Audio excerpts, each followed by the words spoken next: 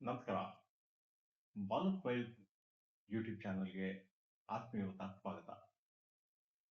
ನಮ್ಮ ಮುಂದಿನ 3 ಸಂಚಿಕೆಗಳಲ್ಲಿ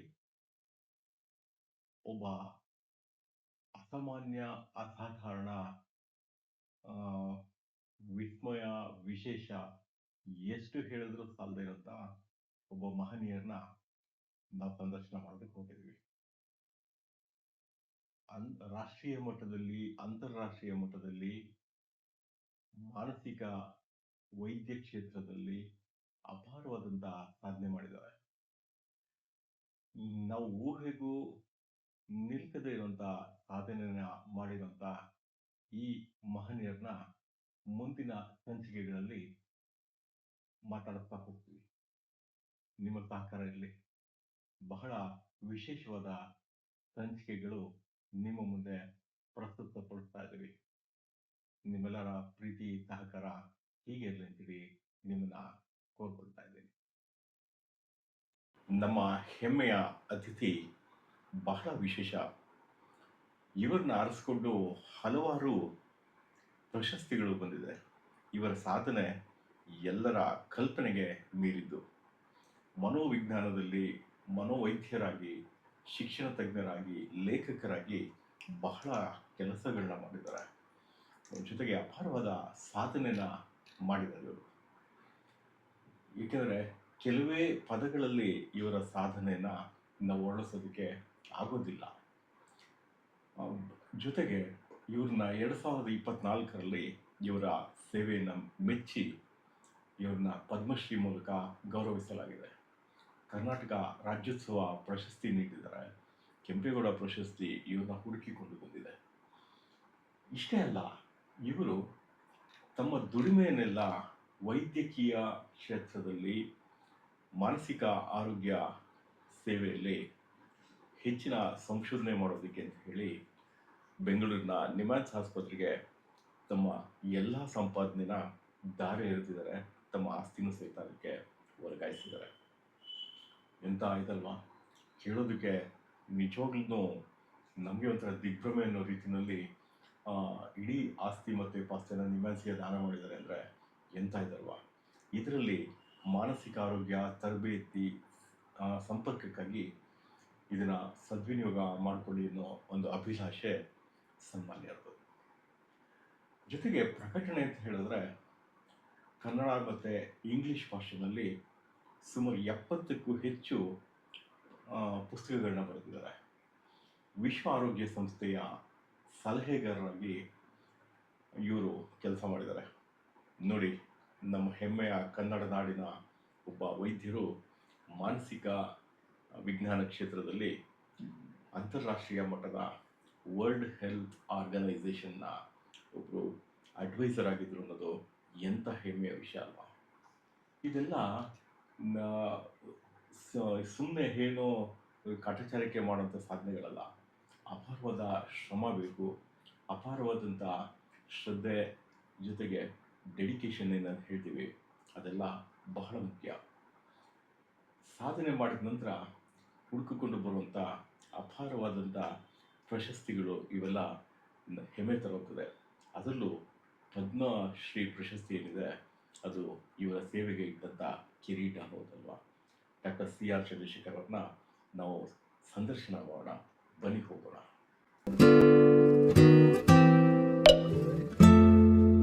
ನಮಸ್ಕಾರ. ಇದು ಬಾಲು ಸ್ಮೈಲ್ಸ್ ಯೂಟ್ಯೂಬ್ ಚಾನಲ್ ವತಿಯಿಂದ ಇವತ್ತು ನಿಜವಾಗ್ಲೂ ಒಂದು ಸುದಿನ. ಯಾಕೆಂದರೆ ನಾವೆಲ್ಲ ಅವರ ಅಕ್ಷರಗಳ ಮೂಲಕ ವೈದ್ಯಕೀಯ ಕ್ಷೇತ್ರಕ್ಕೆ ಸಂಬಂಧಪಟ್ಟಂಥ ಮಾಹಿತಿನ ತಿಳ್ಕೊಳ್ತಾ ಇದ್ವಿ. ಅಷ್ಟು ಪ್ರೀತಿಪೂರ್ವಕವಾಗಿ ಅಕ್ಷರಗಳಲ್ಲಿ ಮಾಹಿತಿನ ಕೊಡ್ತಾ ಇದ್ರು. ಅಂತ ಮಹನೀಯರನ್ನ ಇವತ್ತು ನಾವು ಭೇಟಿ ಮಾಡ್ತಾ ಇದ್ವಿ. ಜನಮೆಚ್ಚಿದ ವೈದ್ಯರು ಅಂತ ಹೇಳಿ ಅವರಿಗೆ ಪದ್ಮಶ್ರೀ ಪ್ರಶಸ್ತಿನ ಕೇಂದ್ರ ಸರ್ಕಾರದ ವತಿಯಿಂದ ನೀಡಲಾಗಿದೆ. ಎಲ್ಲದಕ್ಕಿಂತ ಹೆಚ್ಚಾಗಿ ಯಾರು ಮಾಡದೇ ಇರುತ್ತೋ ಬಹಳಷ್ಟು ಅಚೀವ್ಮೆಂಟ್ನ ಅವ್ರ ಸಾಧನೆಗಳನ್ನ ಮಾಡಿದ್ದಾರೆ. ಇದು ನಾವು ಅವರಿಗೆ ಕೃತಜ್ಞತಾ ಪೂರ್ವಕವಾಗಿ ಮಾಡ್ತಾ ಇರೋಂಥ ಒಂದು ಕಾರ್ಯಕ್ರಮ ಇದು. ಹಾಗಿರೋದ್ರಿಂದ ಇಲ್ಲಿ ಅವರ ಜ್ಞಾನ ಅಷ್ಟೇ ಬೆಳಕಿಗೆ ಬರುತ್ತೆ ಹೊರತು ನಮ್ಮ ಯೂಟ್ಯೂಬ್ ಪ್ರಸಿದ್ಧಿ ಅಂತ ಅಲ್ಲ. ಹಾಗಾಗಿ ಮಹನೀಯರನ್ನ ಸ್ವಾಗತ ಮಾಡುವಂಥ ಸಮಯ. ಜೊತೆಗೆ ಇವತ್ತು ವಿಶೇಷ ಅಂತ ಹೇಳಿದ್ರೆ ವಿಶ್ವನಾಥ್ ಸರ್ ನಮ್ಮ ಜೊತೆ ಇದ್ದಾರೆ. ಈಗಾಗಲೇ ತಮ್ಗೆಲ್ಲ ಪರಿಚಯ ಇದ್ದಾರೆ ಯೂಟ್ಯೂಬ್ ಮೂಲಕ. ಪದ್ಮಪಾಣಿ ಸರ್ ಅವರು ಪರಿಚಯ ಇದ್ದಾರೆ. ಅವರು ಸಹಿತ ಈ ಒಂದು ಕಾರ್ಯಕ್ರಮದಲ್ಲಿ ನಮ್ಮ ಜೊತೆ ಭಾಗವಹಿಸ್ತಾ ಇದ್ದಾರೆ. ದಯಮಾಡಿ ಇದನ್ನ doctor C R Chandrashekhar sir ಅವ್ರನ್ನ ಪ್ರೀತಿಪೂರ್ವಕವಾಗಿ ಗೌರವಪೂರ್ವಕವಾಗಿ ಸ್ವಾಗತಿಸ್ತಾ ಇದ್ದೀವಿ. ಸರ್ ಹಾಕಿ ಸರ್, ಹಾಕಿ ಸರ್. ಇಲ್ಲ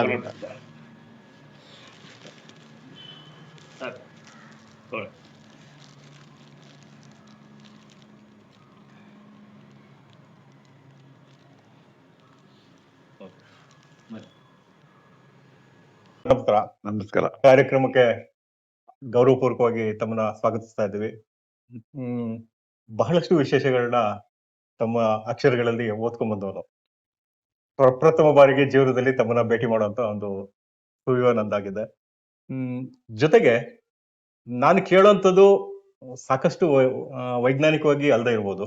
ಒಬ್ಬ ಸಾಮಾನ್ಯ ಮನುಷ್ಯನಾಗಿ ತಮ್ಮ ಹತ್ರ ಕೆಲವೊಂದು ಮಾತುಗಳನ್ನ ತಮ್ಮ ಹತ್ರ ಆಡ್ತಾ ಇರ್ತೀನಿ.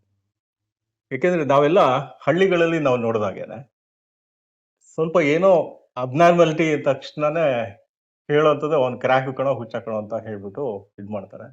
ಬಟ್ ವೈದ್ಯಕೀಯ ಕ್ಷೇತ್ರದಲ್ಲಿ ಮಾನಸಿಕವಾಗಿ ಬಹಳಷ್ಟು ಸಮಸ್ಯೆಗಳಿಗೆ ಆ ಅದಕ್ಕೆ ಒಂದು ಪರಿಹಾರ ಇದೆ ಅನ್ನೋದನ್ನ ತಮ್ಮ ಅಕ್ಷರಗಳ ಮೂಲಕ ಬಹಳಷ್ಟು ತಿಳಿಸ್ಕೊಡ್ತಾ ಬಂದ್ರಿ. ಇಂಥ ವಿಚಾರಗಳ ಬಗ್ಗೆ ಇವತ್ತು ಮಾತಾಡೋಣ ಸರ್. ಜೊತೆಗೆ ಯಾರದೇ ಆದ್ರೂ ಒಂದು ಬಾಲ್ಯ ಅಂತ ಇರುತ್ತೆ ಸರ್. ತಮ್ಮ ಬಗ್ಗೆ ಒಂದು ಸಣ್ಣ ಪರಿಚಯ ಈಗಾಗಲೇ ಸಾಕಷ್ಟು ಆಗಿದೆ, ಆದ್ರೂ ತಮ್ಮ ಹಿಂದಿನ ನೆನಪುಗಳನ್ನ, ಬಾಲ್ಯದ ನೆನಪುಗಳನ್ನ ಮೆಲ್ಕ್ ಹಾಕಿದ್ವಿ. ಹೇಗೆ ತಮ್ಮ ಬಾಲ್ಯ ಶುರುವಾಯ್ತು, ಹೇಗೆಲ್ಲ ಇದಾಯ್ತು, ತಮ್ಮ ವಿದ್ಯಾಭ್ಯಾಸ ಸಮಯದಲ್ಲಿ ಏನು ಇದಾಯ್ತು, ಈ ಬಗ್ಗೆ ಹೇಳೋದು. ಬಾಲ್ಯ ಬೆಂಗಳೂರು ಜಿಲ್ಲೆ ಚನ್ನಪಟ್ಟಣ ಊರಿನಲ್ಲಿ. ಚನ್ನಪಟ್ಟಣ ನಮಗೆಲ್ಲ ಗೊತ್ತಿರುವ ಹಾಗೆ ಆಟದ ಸಾಮಾನುಗಳು, ಆಟಿಕೆಗಳ ಊರು. ಹಾಗೆ ಹಿಂದೆ ಬೇಣಿ ತಂತಿಯನ್ನ ಅಲ್ಲಿ ಮಾಡೋರಂತೆ. ಹಾಗೆ ರೇಷ್ಮೆ ಕೃಷಿಗೆ ಅದು ಹೆಚ್ಚು ಪ್ರಸಿದ್ಧಿ. ಹಾಗೆ ಅಲ್ಲಿ ಕೆಲವು ದೇವಸ್ಥಾನಗಳು, ದೊಡ್ಡಮಳೂರಿನ ಪ್ರಮೇಯ, ಅಲ್ಲಿ ಪುರಂದಾಸರು ಜಗದೋದ್ಧಾರನ ಆಡಿಸಿದಳು, ಅದನ್ನ ಅಲ್ಲೇ ನಿಂತು ಹಾಡಿದ್ದು ಅಂತ. ನಿಂತು ಹಾಡಿದ್ದು ಆ ಪ್ರಮೇಯ ಬಹಳ ಪುರಾತನವಾದ ದೇವಸ್ಥಾನ. ಹಾಗೆ ಈ ಕಡೆ ಕೆಂಗಲ್ ದೇವಸ್ಥಾನ ಇದೆ, ಹನುಮಂತ. ಅಲ್ಲಿ ಮೊದಲೆಲ್ಲ ಕೆಂಪು ಕಲ್ಲು ಇದಕ್ಕಿದ್ದಾಗೇನೆ ಅಲ್ಲಿ ಒಬ್ಬ ಎತ್ತಿಗೆ ಆಂಜನೇಯನ ರೂಪ ಕಂಡು ಅಲ್ಲಿ ಆಂಜನೇಯನ ಮೂರ್ತಿನ ಸ್ಥಾಪನೆ ಮಾಡಿದ್ರು ಅಂತ ಬಹಳ ಹಿಂದೆ. ಆಮೇಲೆ ನಮ್ಮ ಕೆಂಗಲ್ ಹನುಮಂತನವರು ಅಲ್ಲಿ ದೇವಸ್ಥಾನವನ್ನು ಕಟ್ಟಿಸಿ ಅದಕ್ಕೆ ಕೆಂಗಲ್ ಹನುಮಂತರಾಯ ಅಂತ, ಹನುಮಂತನ ಗುಡಿ ಅಂತ. ಹೀಗೆ ಚಾರಿತ್ರಿಕವಾಗಿ ಚನ್ನಪಟ್ಟಣ ಬಹಳ ಪ್ರಸಿದ್ಧಿ ಅಂತದ್ದು. ಹಾಗೆ ಅಲ್ಲಿ ನಾನು ಬಾಲ್ಯವನ್ನು ಕಳೆದಿದ್ದು. ಹುಟ್ಟಿದ್ದು ಬೆಂಗಳೂರಾದ್ರೂ ಕೂಡ ಬಾಲ್ಯ ಚನ್ನಪಟ್ಟಣ. ಅಲ್ಲಿ ಆಗ ಯಾವುದು ಪ್ರೈವೇಟು ಖಾಸಗಿ ಶಾಲೆ ಯಾವುದು ಇರ್ತಿರ್ಲಿಲ್ಲ, ಎಲ್ಲ ಸರ್ಕಾರಿ ಶಾಲೆಗಳು. ಪ್ರೈಮರಿ, ಮಾಧ್ಯಮಿಕ, ಪ್ರೌಢಶಾಲೆ. 64ರಲ್ಲಿ ನಾನು SSC ಕಂಪ್ಲೀಟ್ ಮಾಡಿದೆ. SSC ಹಾಗೆಲ್ಲ ಹೆಚ್ಚಿನ ಜನರಿಗೆ ಯಾವುದೇ ಮಹತ್ವಾಕಾಂಕ್ಷೆ ಇರಲಿಲ್ಲ. ಯಾವಾಗಲೇ ನನ್ನ ಮಗ ಡಾಕ್ಟರ್ ಆಗ್ಬೇಕು, ನನ್ನ ಮಗಳು ಡಾಕ್ಟರ್ ಆಗ್ಬೇಕು ಅಥವಾ ಅಧಿಕಾರಿ ಆಗ್ಬೇಕು ಅನ್ನೋ ಕಲ್ಪನೆ ಇಲ್ಲ. ಶಾಲೆಗೆ ಹೋಗ್ಲಿ, SSC ಪಾಸ್ ಆದ್ರೂ ಅಷ್ಟೇ, ಫೇಲ್ ಆದ್ರೂ ಅಷ್ಟೇ, ಆ ಕುಟುಂಬದ ವ್ಯಾಪಾರ ಇರ್ಬೋದು ಅಥವಾ ವಹಿವಾಟ ಇರ್ಬೋದು ಅಥವಾ ವೃತ್ತಿ ಇರ್ಬೋದು, ಅದು ಮಾಡ್ಕೊಂಡು ಹೋಗಪ್ಪ. ನಮ್ಮ ತಂದೆಯಲ್ಲಿ ಪ್ರಿಂಟಿಂಗ್ ಪ್ರೆಸ್ ಓನರ್ ಆಗಿದ್ದು. ನಾನು SSC ಆದ್ಮೇಲೆ ಪಾಸು ಅಂತ ಪೇಪರ್ನಲ್ಲಿ ಬಂದು ನೋಡಿ ಖುಷಿ ಆಯ್ತು. ನೆಕ್ಸ್ಟ್ ಡೇ ಹೆಡ್ ಮಾಸ್ಟರ್ ಕರೆದ್ರು, ಚಂದ್ರಶೇಖರ್ ಬಾಯಿಲಿ ಇದ್ದ. ಏನ್ ಸರ್ ಪಾಸ್ ಆಗಿದ್ಯಾ? ಪಾಸ್ ಆಗಿದ್ದೀನಿ ಸರ್. ಇನ್ನೊಂದು ನಿಮಗೆ ಸಂತೋಷ, ಇಡೀ ತಾಲೂಕಿಗೆ ನೀನು ಫಸ್ಟ್ ಬಂದಿದ್ಯಾ ಅಂತ. ಅದು ಕಲ್ಪನೆಯೂ ಇಲ್ಲ. ಇನ್ನು ಫೋಟೋ ತೊಂಬ ನಮ್ಮ ಸ್ಕೂಲ್ನಲ್ಲೇ ಹಾಕ್ಬೇಕದ್ನ ಅಂತ. 64 2 ವರ್ಷ ನಾನು ಮುಂದಕ್ಕೆ ಓದ್ಲಿಲ್ಲ. ಯಾಕಂದ್ರೆ ಪ್ರಿಂಟಿಂಗ್ ಪ್ರೆಸ್ ನಲ್ಲಿ ಎಲ್ಲ ಕೆಲಸ ಬರೋದು, ಅದೇ ಜೀವನೋಪಾಯಕ್ಕೆ ಸಾಕು. ನಮ್ಮ ತಂದೆ ತಾಯಿಗೂ ಮುಂದಕ್ಕೆ ಓದ್ಬೇಕು ಅಂದ್ರೆ ಬೆಂಗಳೂರಿಗೆ ಹೋಗ್ಬೇಕಾಗತ್ತೆ ಅಥವಾ ಮೈಸೂರಿಗೆ ಹೋಗ್ಬೇಕಾಗತ್ತೆ, ಇಲ್ಲ ಅಂತಾನೆ ಇಲ್ಲೇ ಇರು. ಸೊ ಅವಾಗ ಹೈಸ್ಕೂಲ್ ಟೀಚರ್ ಒಬ್ರು ಕೆಮಿಸ್ಟ್ರಿ ಲೆಕ್ಚರ್ ಆಗಿದ್ರು, ಮಹಮ್ಮದ್ ಗೋರಿ ಅಂತ. ಅವ್ರು ನಾನು ಕರೆದು, ನಿನಗೆ ಬುದ್ಧಿ ಇಲ್ಲ, ನಿನಗೆ ತಾಲೂಕಿಗೆ ಫಸ್ಟ್ ಬಂದಿದ್ಯಾ, ಮುಂದೆ ನೀನು ಓದ್ಬೇಕು. ಸರ್ ಏನು ಓದ್ಬೇಕು ಸರ್? ಈಗ ಯಾವುದೇ ಆಕಾಂಕ್ಷೆ ಮಹತ್ವಾಕಾಂಕ್ಷೆ ಆಗಿನ ಕಾಲದಲ್ಲಿ ಇರ್ತಿರ್ಲಿಲ್ಲ. ಎರಡೊತ್ತು ಊಟ, ಎರಡು ಜೊತೆ ಬಟ್ಟೆ, ಆ ಜೀವನ ಸಾಕು ಅಂತಕ್ಕಂಥ ತೃಪ್ತ ಜೀವನ. ನೀವು ಹೇಳ್ದಾಗೆ ಎಲ್ಲಾ ಹಳ್ಳಿಗಳಲ್ಲೂ ಅಷ್ಟೇನೆ. ಹೌದು ಸರ್. ಆ ಶ್ರೀಮಂತರು ಅವರು ಯಾವ ಜನ ಏನೋ ಪುಣ್ಯ ಮಾಡಿದ್ದಾರೆ, ಶ್ರೀಮಂತರಾಗಿದ್ದಾರೆ. ನಾವು ಬಡವರಾಗಿದ್ದೇವೆ, ಎಲ್ಲ ದೇವರ ಇಚ್ಛೆ ಅಂತ. ಇದು ಶ್ರೀಮಂತಿಕೆ ಬಡತನ ನಾವೇ ಮಾಡ್ಕೊಳ್ಳೋದು ಅಂತಕ್ಕಂಥ ಕಲ್ಪನೆ ಅವಾಗ ಇರಲಿಲ್ಲ. ಹೌದು. ಒಬ್ಬ ಖ್ಯಾತ ವ್ಯಕ್ತಿ ಹೇಳ್ತಾನೆ, ಶ್ರೀಮಂತನಾಗಿ ಹುದ್ದೆ ಇರೋದು ನಿಮ್ ತಪ್ಪಲ್ಲ, ಅದು ಬಡವನಾಗಿ ಹುಟ್ಟೋದು ನಿಮ್ ತಪ್ಪಲ್ಲ, ಬಡವನಾಗಿ ಸಾಯಬಾರ್ದು ಅಂತ. ನಿಜ. ಬಡವನಾಗಿ ಸಾಯಬಾರ್ದು ಅಂದ್ರೆ ನೀವು ಸ್ವಸಾಮರ್ಥ್ಯದಿಂದ ಎಷ್ಟು ಬೇಕೋ ಹಣವನ್ನು ಗಳಿಸ್ಬೋದು, ಎಷ್ಟು ಬೇಕೋ ಅಷ್ಟು ಸ್ಥಾನಮಾನ ಗಳಿಸ್ಬೋದು. ಹಾಗೆ ಬಡವನಾಗಿ ಹುಟ್ಟಿದೆ ಅಂತ ನೀವು ಬಡವನಾಗೆ ಸಾಯೋ ಅವಶ್ಯಕತೆ ಇಲ್ಲ ಅಂತ ಮಾತಿದೆ.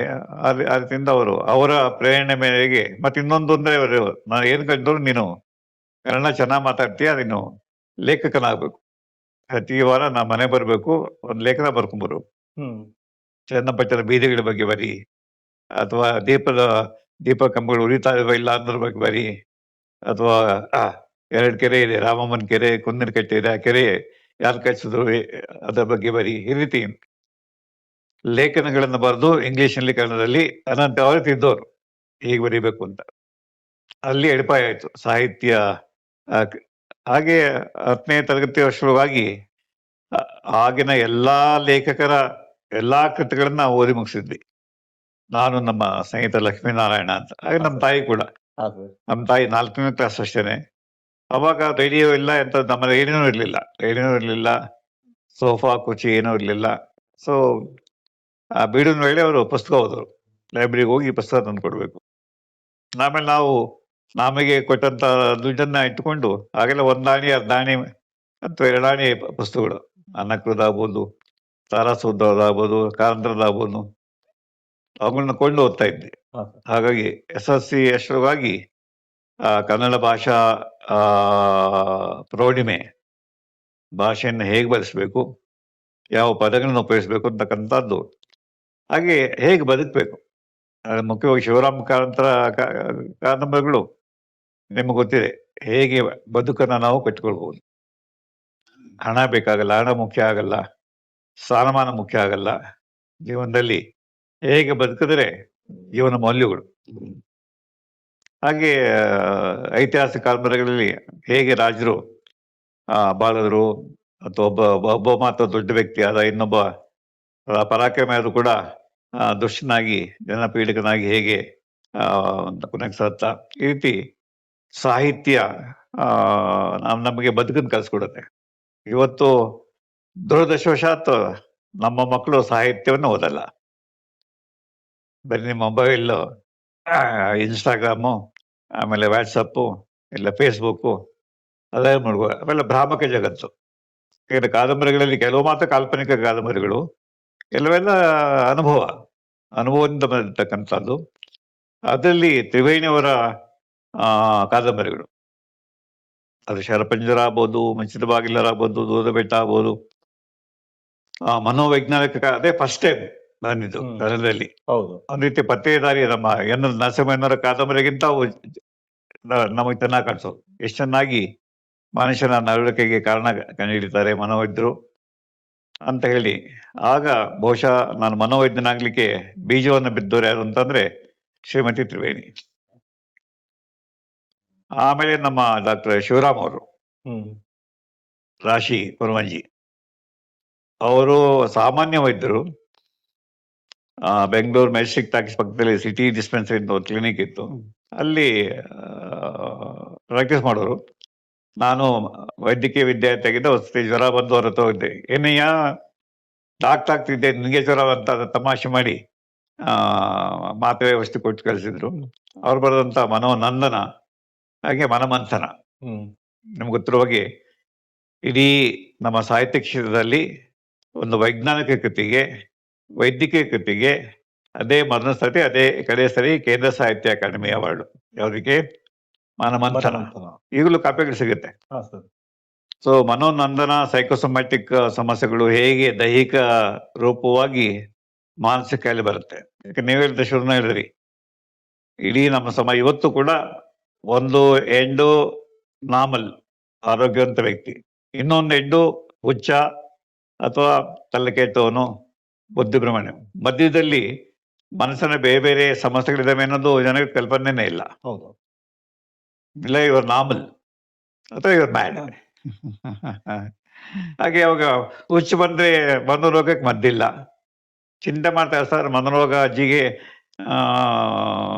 ಸುಮ್ಮನೆ ಕೂತ್ಕೊಳ್ತಾಳೆ, ಅವರಷ್ಟು ಅಳ್ತಾಳೆ, ಮನೋರೋಗಿಯಾಗೆ ಚಿಂತೆ ಮಾಡ್ತಾರೆ. ನಾವ್ ಹೇಳ್ತೀವಿ ಚಿಂತೆ ಮಾಡಬೇಡ, ಮೊಮ್ಮಗನ ಬಗ್ಗೆ ಚಿಂತೆ ಮಾಡಬೇಡ, ಮಗನ ಬಗ್ಗೆ ಚಿಂತೆ ಮಾಡಬೇಡ, ಸೊಸೆ ಸರಿ ನೋಡ್ಕೊಳ್ತಿಲ್ಲ ಚಿಂತೆ ಮಾಡಬೇಡ, ಕೇಳಲ್ಲ ಸರ್.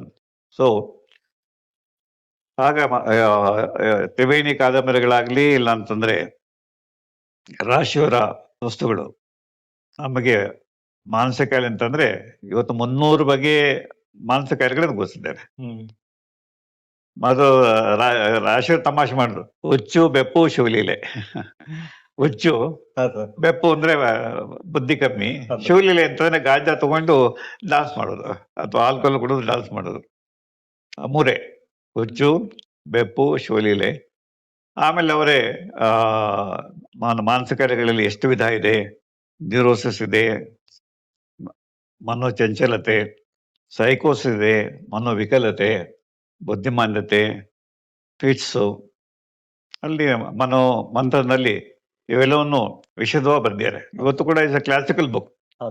ಈಗ ಅದು ಬದಾಗಲೇ 55 ವರ್ಷ ಆಗೋಯ್ತು, 60 ವರ್ಷ ಆಗೋಯ್ತು. ಈಗಲೂ ಕೂಡ ಆಮೇಲೆ ಸಾಕಷ್ಟು ಮನೋವೈದ್ಯಕೀಯ ಬೆಳೆದಿದೆ. ಬರೀ 10 ಕಾಯಿಲೆ ಇದ್ದಂತ ICD ಈಗ ICD 11 350+ ಕಾಯಿಲೆಗಳನ್ನ ಗುರುತಿಸಿದ್ದೇವೆ. ಒಂದೊಂದು ಕಾಯಿಲೆಗೆ ಒಂದೊಂದು ಲಕ್ಷಣ, ಒಂದೊಂದು ಬಗೆಯ ಟ್ರೀಟ್ಮೆಂಟ್ ಇರುತ್ತೆ. ಹಾಗಾಗಿ ಇವೆರಡು ಸಾಹಿತ್ಯಗಳು, ಯಾವುದು ರಾಶಿಯವರ ಕಾದಂಬರಿಗಳು, ಹಾಗೆ ತ್ರಿವೇಣಿಯವರ, ಹಾಗೆ ಇನ್ನೊಂದು ಆರಂಭ ಪಟ್ಟಾಭಿ, ಅವ್ರ ಮಲ್ಟಿಪಲ್ ಪರ್ಸನಾಲಿಟಿ ಬಗ್ಗೆ 2 ಮುಖ. ಆಮೇಲೆ ಚಲನಚಿತ್ರ ಕೂಡ ಆಯ್ತು, ಜಯಂತಿ ಹೀರೋಯಿನ್ ಪಾತ್ರ ಮಾಡಿದ್ದು. ಒಂದು ಮುಖ ಸಾತ್ವಿಕ ಮುಖ, ಇನ್ನೊಂದು ಮುಖ ಮೋಜು ಮಸ್ತಿ ಬಯಸ್ತಕ್ಕಂಥ ಮುಖ. ಕೆಟ್ಟ ಮುಖಕ್ಕೆ ಒಳ್ಳೆ ಮುಖ ಗೊತ್ತಿದೆ, ಒಳ್ಳೆ ಮುಖಕ್ಕೆ ಕೆಟ್ಟ ಮುಖ ಗೊತ್ತಿಲ್ಲ. ಇದು ಡಾಕ್ಟರ್ ಜೆಕೈಲ್ ಅಂಡ್ ಹೈಡ್ ಅಂತ ಬಹಳ ಫೇಮಸ್ ಕಾದಂಬರಿ. ಡಾಕ್ಟರ್ ಜೆಕೈಲ್ ವೈದ್ಯ, ಅತ್ಯಂತ ಪ್ರಾಮಾಣಿಕ ವೈದ್ಯ, ಆದ್ರೆ ಅವನೇ ಮುಂದೆ ಕೊಲೆಗಾರ ಆಗ್ತಾನೆ, ಕೆಟ್ಟ ಕೆಲಸ ಮಾಡ್ತಾನೆ. ಕೆಟ್ಟ ಕೆಲಸ ಮಾಡೋದು ಇವನು ಗೊತ್ತೇ ಇಲ್ಲ, ಜೆಕೈಲ್ ಗೊತ್ತೇ ಇಲ್ಲ.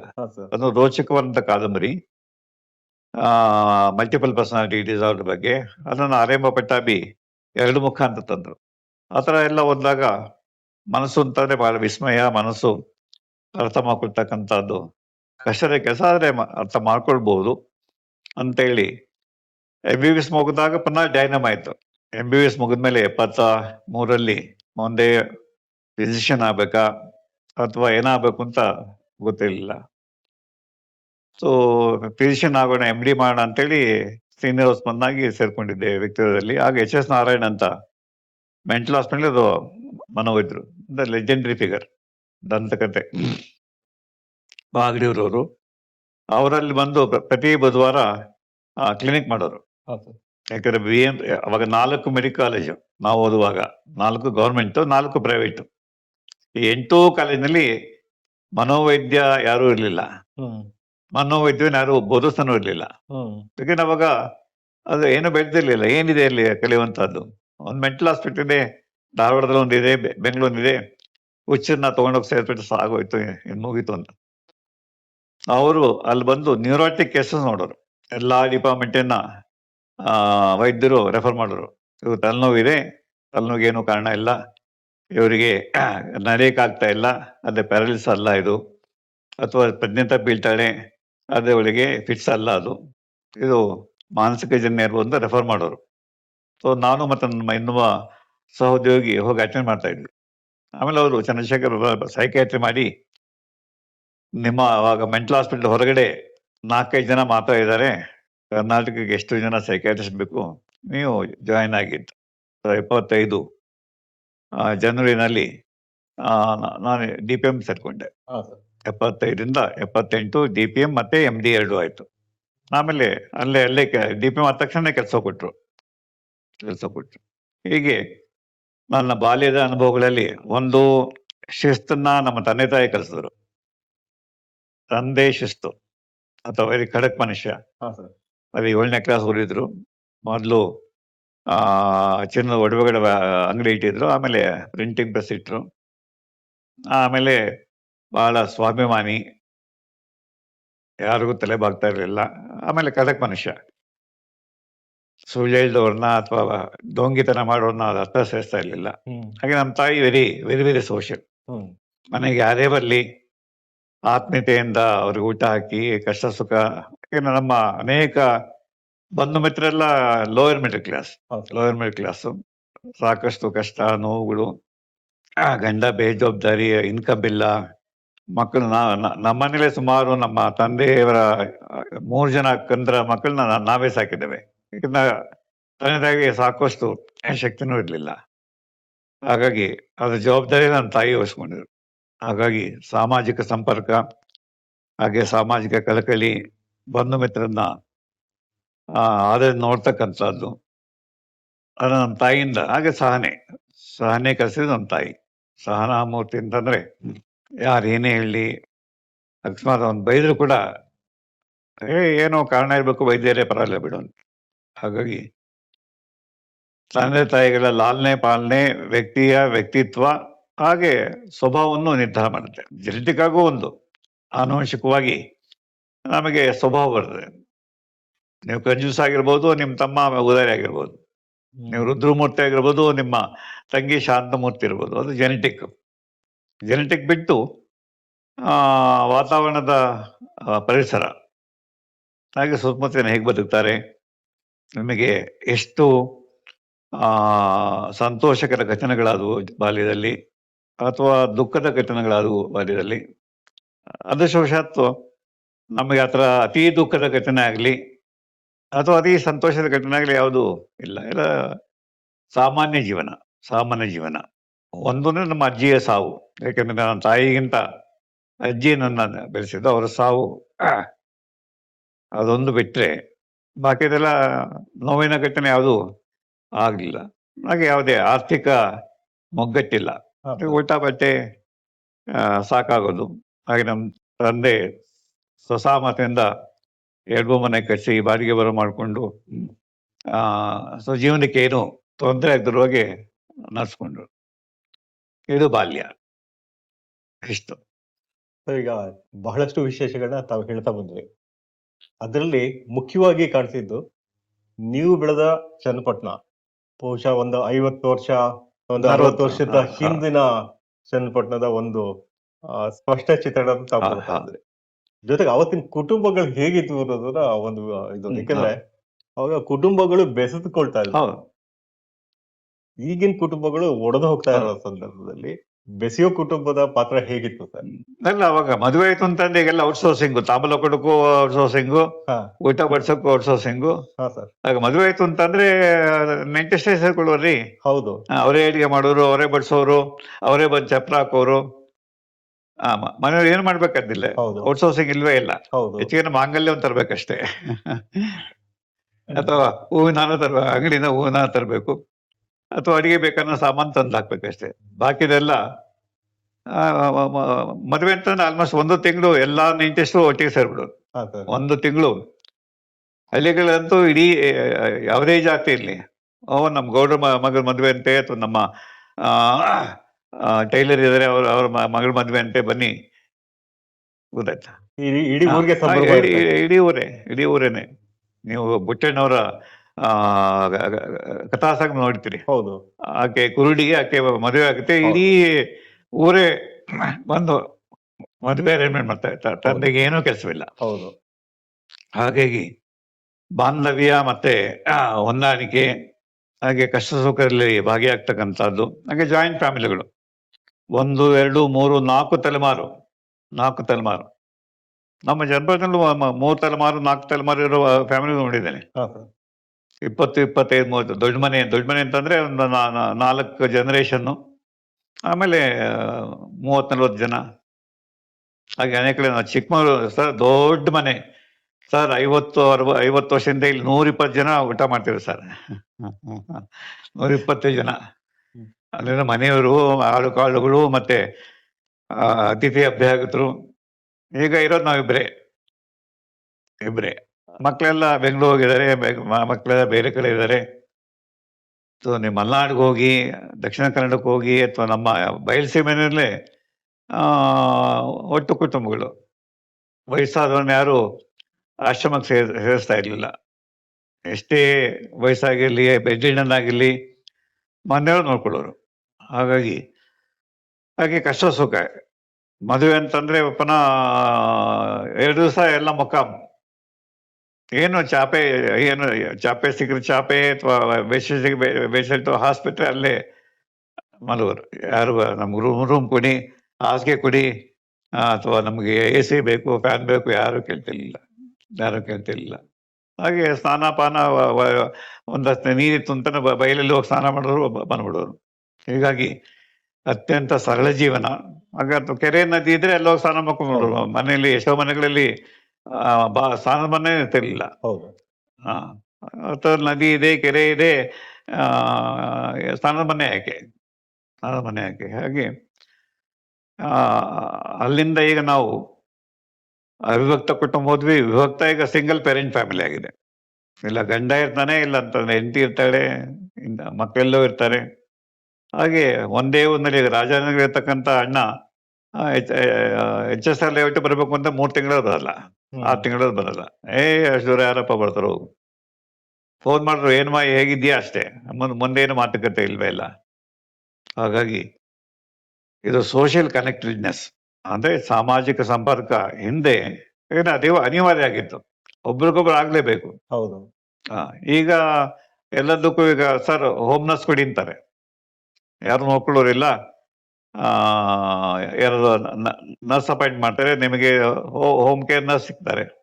ಮತ್ತು ಆಸ್ಪತ್ರೆಗೆ ನಮ್ಗೆ ಯಾರು ನೋಡ್ಕೊಳ್ಳೋರಿಲ್ಲ ಸರ್, 1 ತಿಂಗಳ ಇಲ್ಲೇ ಇಲ್ಲಿ ಸ್ಟ್ರೋಕ್ ಆಗಿದೆ, ಮನೇಲಿ ಯಾರು ಆರೈಕೆ ಮಾಡೋರಿಲ್ಲ. ಹಾಗೆ ಮಕ್ಕಳು ನೋಡ್ಕೊಳಕ್ಕೂ ಅಲ್ಲ. ನಮ್ಮ ಮನೆ ಎದುರುಗಡೆ ಪ್ರೀ ಸ್ಕೂಲ್ ಇದೆ. 2 ವರ್ಷದ ಮಗನ್ ತಂದು ಬಿಟ್ಬಿಡ್ತಾರೆ. ಬೆಳಿಗ್ಗೆ 7 ಗಂಟೆಗೆ, ರಾತ್ರಿ 7 ಗಂಟೆ ಕರ್ಕೊಂಡು ಹೋಗ್ತಾರೆ. ಯಾಕಂದ್ರೆ ಗಂಡ ಹೆಂಡತಿ ಇಬ್ರು ಕೆಲ್ಸಕ್ಕೆ ಹೋಗ್ತಾರೆ. 2 ವರ್ಷದ ಮಗನ್ ನೋಡ್ಕೊಳ್ಳೋದಕ್ಕೆ ಯಾರು ಇಲ್ಲ. ಅಪಾರ್ಟ್ಮೆಂಟ್ಗಳಲ್ಲಿ ಪಕ್ಕದ ಅಪಾರ್ಟ್ಮೆಂಟ್ ಬಾಗಿಲು ತೆಗೆದು ಏನು ಅಂತ ನೋಡೋದಿಲ್ಲ. ಏನು ಕನೆಕ್ಷನ್ ಇರಲ್ಲ, ನೋ ಕನೆಕ್ಷನ್. ಯಾಕಂದ್ರೆ ಭಾಷೆ ಬೇರೆ, ಅಥವಾ ಕರ್ನಾಟಕದಲ್ಲೂ ಕೂಡ ಇನ್ನೊಬ್ಬರು ನಮಗೆ ಯಾಕೆ ಮೊದ್ಲು ಈಚೆ ಬಂದು ಏನ್ರಿ ಗೌರಮ್ಮ ಚೆನ್ನಾಗಿದ್ದೀರಾ, ಏನ್ ಸಾರು ಮಾಡಿದಿರಿ ಇವತ್ತು, ಯಜಮಾನ್ರು ಊರಿನಲ್ಲಿ ಇಲ್ಲ ಅಂತ ಕಡೆ ಎಲ್ಲೋಗಿದ್ದಾನೆ, ಮಾತುಕತೆ ಯಾರು ಮಾತಾಡ್ತಾರೆ? ಮತ್ತೆ ಸರಸ ಸಂಭಾಷಣೆ ಅಥವಾ ಸಾಮಾಜಿಕ ಸಂಭಾಷಣೆ, ಅಥವಾ ಪತ್ರ ಬರೀತಾ ಇದ್ವಿ, ಪೋಸ್ಟ್ ಕಾರ್ಡು. ಆವಾಗ ಎಷ್ಟೋ ಅರ್ಧಾಣೆ, ಆಮೇಲೆ 1 ಆಣೆ ಆಯ್ತು, ಆಮೇಲೆ 10 ಪೈಸೆ ಆಯ್ತು. 15 ಸಕೊಂಡ್ರೆ ನೀನು ಪತ್ರ ಬರಿಬೇಕು.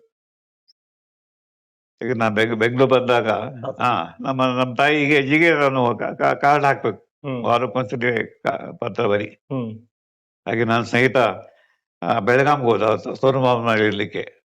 ಅವನಿಗೆ ಪ್ರತಿ ವಾರ ನಾನೊಂದು ಲೆಟರ್ ಬರೆಯೋದು, ಆತ 1 ಲೆಟರ್ ಬರೆಯೋದು. ಹಾಗೆ ಫೋನ್ ಇಲ್ಲ ಅಂತಂದಿಲ್ಲ.